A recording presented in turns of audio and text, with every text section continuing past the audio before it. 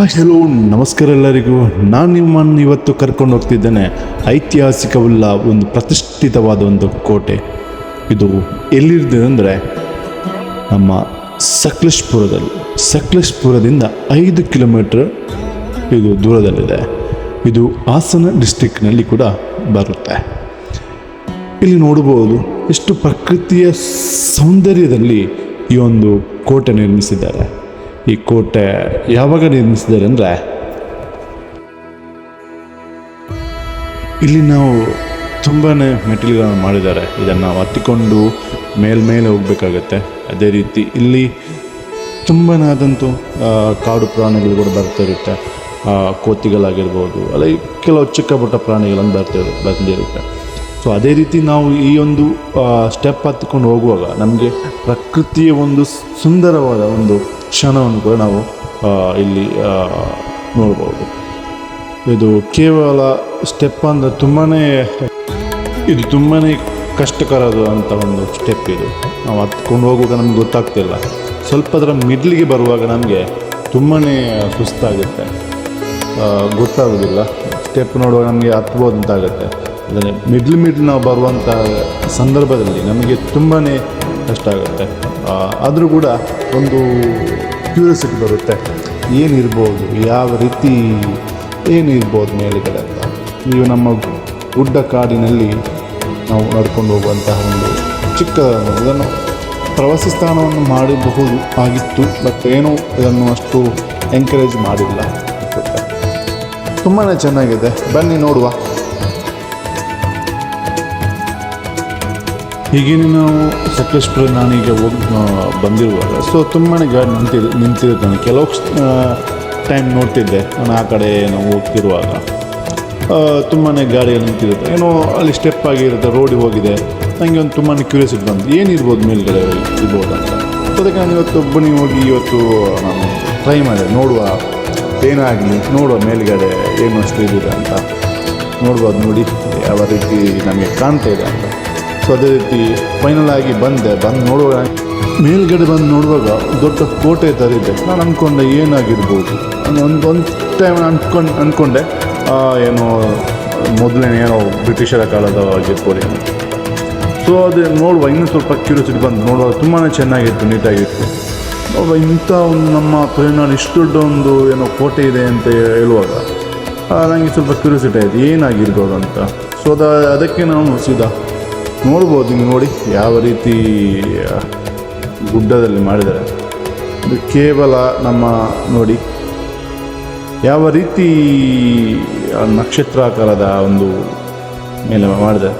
ಇದು ನೋಡ್ಬೋದು. ಇದನ್ನು ಕೆಲವು ಜೈಲು ಹೇಳ್ತಾರೆ, ಅಂದರೆ ಇದು ಬ್ರಿಟಿಷರ ಕಾಲದಲ್ಲಿ ಇಲ್ಲಿ ಯಾರ ಕಳ್ಳರು ಯಾರು ಬಂದರೆ ಸೊ ಇಂಥ ಕೋಟೆಯಲ್ಲಿ ಅವರನ್ನು ಬಂಧಿಸಿಬಿಟ್ಟಿದ್ರು. ಅದೇ ರೀತಿ ಈ ಕೋಟೆಯಲ್ಲಿ ಚಿಕ್ಕದಾದಂಥ ಕೆಲವು ಕೊಠಡಿಗಳಿವೆ ನೋಡ್ಬೋದು. ಅಲ್ಲಿ ಸ್ನಾನದ ಕೊಠಡಿಗಳಾಗಿರ್ಬೋದು. ಅದೇ ರೀತಿ ತುಂಬ ನೋಡಬೇಕಾದ್ರೆ ನಾವು ತುಂಬಾ ಒಂದು ವಿನ್ಯಾಸಗಳಿಂದ ಈ ಒಂದು ಕೋಟೆ ಮಾಡಿದ್ದಾರೆ. ಇದು ಎಂಟ್ರೆನ್ಸ್ ನೋಡ್ಬೋದು, ತುಂಬ ಚೆನ್ನಾಗಿ ನೋಡಿ ಯಾವ ರೀತಿ ನೋಡುವಾಗ ಸ್ವಲ್ಪ ಭಯ ರೀತಿ ಆಗುತ್ತೆ.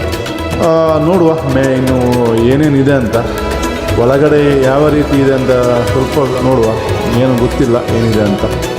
ಸೊ ಫೈನಲಿ ನೋಡಿ ಬಂದೆ ಮೇಲುಗಡೆ. ಜನ ಅಷ್ಟಿಲ್ಲ, ಅದು ಕೆಲವರಿಗೆ ಬಂದವರೆಲ್ಲ ಇಲ್ಲಿ ಬಂದಿದ್ದರು. ಸೊ ಇದರ ಒಂದು ಇತಿಹಾಸ ಇರಬೇಕಾದ್ರೆ, ಇದು ಟಿಪ್ಪು ಸುಲ್ತಾನ್ ಕಾಲದಲ್ಲಿ ಟಿಪ್ಪು ಸುಲ್ತಾನ್ ನಿರ್ಮಿಸಿದಂತಹ ಒಂದು ಕೋಟೆ ಇದೆ. ಯಾಕಂದರೆ ದೂರದ ಒಂದು ಈ ಒಂದು ಕೋಟೆಯಲ್ಲಿ ನಿಂತು ನೋಡಿದರೆ ಪ್ರತಿಯೊಂದು ದಿಕ್ಕು ಇಲ್ಲಿ ಕಾಣುತ್ತೆ ನಮಗೆ. ಯಾವ ರೀತಿಯಲ್ಲಿ ತುಂಬಾ ಭಯಾನಕವಾದಂತಹ ಒಂದು ಕೋಟೆಗಳಿದೆ ಅಂತ ನೋಡ್ಬೋದು. ಎಷ್ಟು ದೊಡ್ಡ ಕೋಟೆ ಅಂದರೆ ಇದು ಭಾರತದ ಎಲ್ಲಿಯೂ ಇಲ್ಲ ಇಂಥ ಕೋಟೆ. ಏನಂದರೆ ಇದು ನಕ್ಷತ್ರ ಆಕಾರದಲ್ಲಿ ಈ ಕೋಟೆಯನ್ನು ನಿರ್ಮಿಸಿದ್ದಾರೆ. 1752ರಲ್ಲಿ ಟಿಪ್ಪು ಸುಲ್ತಾನ್ ಇದನ್ನು ನಿರ್ಮಿಸಿದ್ದಾನೆ. ನೋಡ್ಬೋದು. ಇಲ್ಲಿ ನಾವು ಒಂದು ನೋಡುವಾಗ ನಮಗೆ ಒಂದು ಕೆರೆ ಟೈಪಲ್ಲಿ ಒಂದು ಕಾಣ್ತಿದೆ. ಏನು ನೋಡಿದೆ.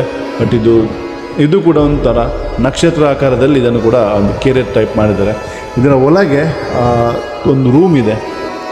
ಕೆಲವು ತುಂಬಾ ದೊಡ್ಡ ಕೋಟೆ ಇದು. ನಾನು ಅಂದ್ಕೊಂಡೆ ಚಿಕ್ಕದೇನೋ ಇರ್ಬೋದು ಅಂತ ಮೇಲ್ಗಡೆ ಏನೋ ವ್ಯೂ ಪಾಯಿಂಟ್ ಏನೋ ಇರ್ಬೋದು ಅಂತ. ಬಟ್ ನಾನು ಒಳಗಡೆ ಹೋಗಿ ನೋಡುವಾಗ ತುಂಬಾ ಖುಷಿಯಾಯಿತು. ಖುಷಿಯಾದಂದು ಏನೋ ನನಗೆ ಒಂಥರ ಭಯ ಆಯಿತು. ಇಲ್ಲಿ ಒಳಗೆ ತುಂಬಾ ಜನ ಬಂದಿರ್ತಾರೆ. ಅದೇ ರೀತಿ ಎಲ್ಲೊಂದು ಗುಹೆ ಇದೆ ನೋಡಿ, ಅಂಡರ್ ಗ್ರೌಂಡ್ ಅಂತ.